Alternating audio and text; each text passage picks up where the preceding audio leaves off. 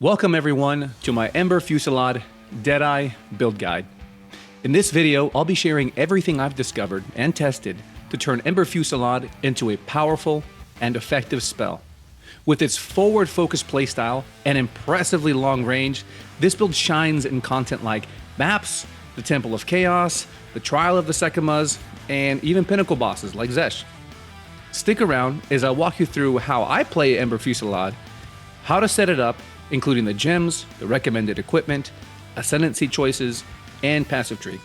And at the end, I'll leave you with some gameplay footage so you can have a better understanding of what you can expect should you choose to play the build. And don't forget, if you enjoy this type of content, consider subscribing to the channel for future build guides. Now without further ado, let's get started. So first, let me walk you through how it plays. This build features a forward-oriented playstyle like I mentioned before, where you constantly fire projectiles ahead to eliminate enemies at maximum range, often killing them off the screen. This makes the build much safer to play in many situations. It utilizes a streamlined 2-button rotation, while you'll be cycling between casting 2 different Ember Fusillades. Each spell is cast around 3 times in sequence before you're able to unleash all of the projectiles. As we're killing the mobs, you'll also notice that we have Cast on Ignite, triggering Detonate Dead, to make sure that we can clear even the most dense of map situations. Now that you've seen how it plays, let me show you how it works. First, let's review how Ember Fusillade works. So, there's a few things you need to know. Number 1 is that it's a projectile, and when it hits, it does damage. It then explodes and deals explosion damage. Whenever you cast Ember Fusillade, an ember appears over your head, and after a certain duration, it is released. We're able to minimize this hover duration by investing in reductions in skill effect duration. And if you read the skill here, you're going to get 7% more damage for each subsequent ember fired in sequence. So you're incentivized to get as many embers accumulated before you release them, making sure you get the highest damage multiplier for each subsequent ember in the sequence. You'll also need to note that there is a hover duration of 1.3 seconds. That is how long the ember will be above your head before it is released. So you click, it'll hover, and then get released. You also have to wait until all of the embers shoot out before you start charging again, otherwise it'll stop the cast. I'll demonstrate this now. So let's say I had all of my embers. If I click again, it won't let the remaining ones be released. And this feels a bit cumbersome because as you're mapping, let's say you're about to see an enemy right over here, you can't start ramping up your Ember Fusillades because the enemy will start engaging you right away. And you'd rather be able to attack the enemy before he's able to engage you, which then incentivizes you to have your Ember Fusillades already charged up. You also have to consider that if you're fighting a boss or a target with high health, you'll want to allow all of your embers to accumulate first and then release them so you can get that more damage multiplier. So there is going to be a time in which you won't be firing anything because you're waiting for your last ember to hit the target. So there's a little bit of window here where you're not actually doing anything. This is solved by equipping an additional Ember Fusillade spell. So now by equipping 2 spells, we can charge 1, and while one is firing, we can then accumulate the other one. When that one's done, we can then fire the other one. Once you get the timing down during mapping, it'll look something like this.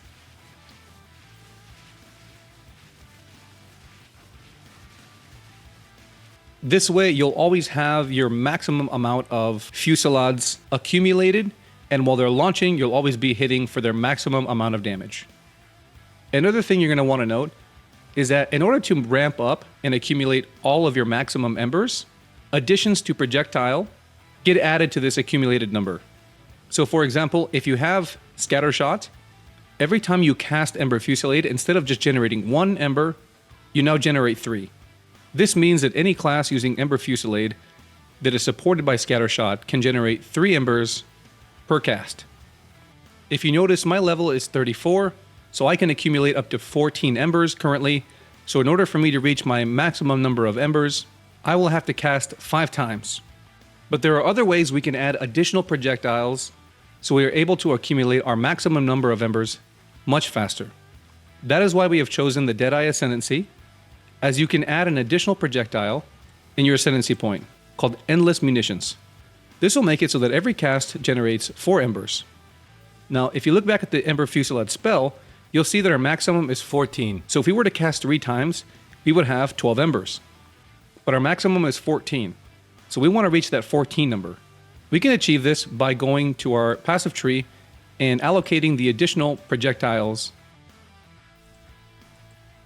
By investing into this entire cluster here, we can get ourselves a 32% chance to add 2 additional projectiles.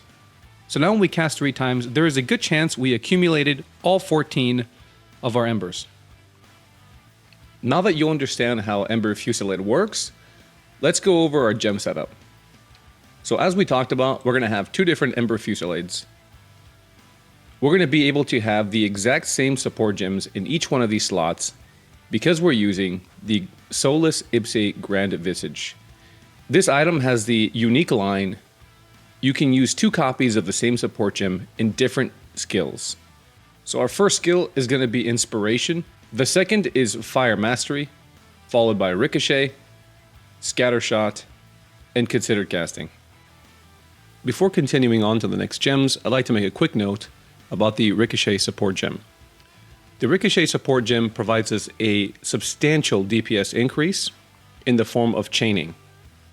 Normally, when a projectile hits an enemy, you would think that it would just bounce and chain to the nearest target.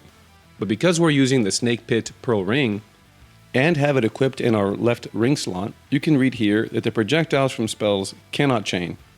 We're not interested in this type of chaining. What we're looking to do is chain from terrain. And the Snake Pit Pearl Ring does not affect this type of chaining. So whenever we hit an enemy, the projectile will hit the enemy, then fork, causing 2 additional projectiles. Then, on our passive skill tree, we add an additional projectile whenever we fork for a total of 3. And then we want that projectile to hit either a wall or a frost wall or some other terrain on the map to get all 3 of those projectiles, or as many as we can, to then bounce back and hit the target again. Now you'll notice that Ricochet only has a 40% chance to chain from terrain. We're going to increase this number by investing in a trick shot, chaining projectiles, and then anointing our amulet with Ricochet. This will give us a total of 70% chance to chain from terrain. If you're successfully able to position yourself so that when after you hit a target, the projectiles will hit terrain and then bounce back to the target, you will see a massive DPS increase.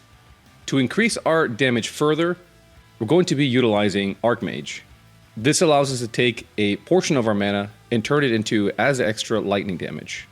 Next, we'll be using Grim Feast, but as of the next patch, Grim Feast will be removed from the game, so we'll have to think of other uses for this spirit. Next, we'll be using Cast on Ignite, and the triggered spell will be Detonate Dead. That'll be supported by Spell Echo, Magnified Effect, Impetus, and Energy Retention. You should know that a patch is about to release, making it so that you will not be able to echo spells that are triggered by any cast on spirit gems. So this slot will be free for you to slot in whatever you'd like. Next, we use Raging Spirits. Whenever we fight a boss, we would like to have fire exposure. So by using Raging Spirits, every time we cast one of our Ember Fusillades, we'll be able to generate the Raging Spirits. It's supported by our Infernal Legion. This makes it so they'll be able to ignite the enemy, allowing us to apply fire exposure. We further the exposure by adding Strip Away, and the last gem isn't needed, but if you ever wanted to use it for mapping, you could consider adding Fiery Death. Next, we'll be using Flammability. This is how we'll be reducing the fire resistance of bosses and other difficult targets. We'll be supporting that with Cursed Ground, Expanse, Heightened Curse, and Ritualistic Curse. To increase our damage further, we'll be using Firewall to provide additional flat damage to our projectiles. We'll be supporting that with Fortress, Spell Cascade, Persistence, and Arcane Tempo. Next, we'll be using Eye of Winter to give us increased critical hit chance whenever we fight high health targets. For supports, we'll use Unleash to make sure we're able to proc the full amount of critical weakness on our target. And lastly, we'll be using a Chiming Staff to provide us the Sigil of Power, and we'll support that with Persistence and Magnified Effect. For our gear, on our wand, we'll be looking to prioritize getting increased level to our fire spells, increased critical hit chance, and then as many damaging stats as possible in the form of as extra, increased spell damage, and increased fire damage.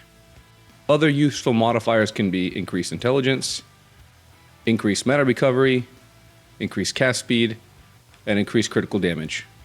On our focus, we'll be looking to prioritize the level of spells, increase critical hit chance for spells, and then as many other damaging modifiers as possible in the form of increased fire damage, increased spell damage, increased critical spell damage bonus, increased cast speed.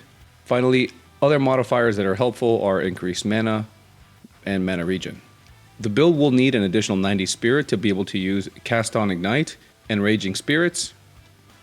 And you can get that spirit on your amulet, your chest piece, and with a corrupted enchant that gives you spirit. On your helmet slot, you're going to need the Solus Ipse. That's what allows us to use duplicate support gems.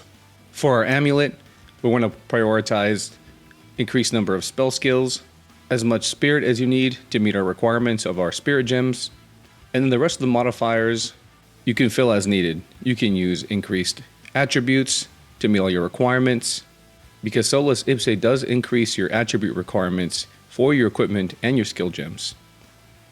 So getting something on your gear that increases dexterity or any attribute is helpful. Other desirable modifiers are increased maximum energy shield, mana regeneration rate, mana, resistances, and other damaging modifiers like increased cast speed, critical hit chance, and critical bonus damage. For our chest piece, you're going to want to have as much energy shield as you can, additional spirit, and the rest of the modifiers use it to fill out your resistances and your attributes as needed. For your left ring slot, you're going to want to use the Snake Pit ring. This is what allows us to wave clear a lot easier. On our other ring slot, we're going to be looking to get as much life, mana, resistances, and mana regen as possible. For our glove slot, we want as much energy shield as possible, followed by life, mana, resistances, and critical damage bonus. We're using the Ingenuity belt, but in the next patch this will get nerfed, so we will have to come back and revisit this item. And finally, our boots here. You want as high energy shield as you can, mana, and fill out your resistance as needed. Alright, and now that you know how I build and play Ember Fusillade, here are some longer, unedited clips of me taking on some of the more harder content in the game. Enjoy.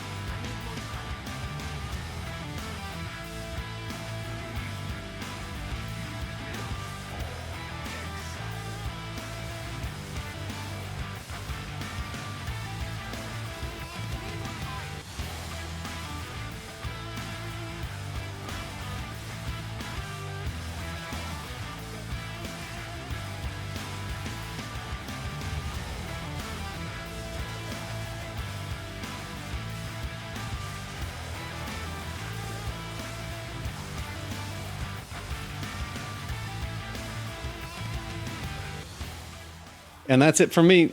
Thank you so much for watching. If you've enjoyed the video, don't forget to like and subscribe for future content. Until the next video, I'm out.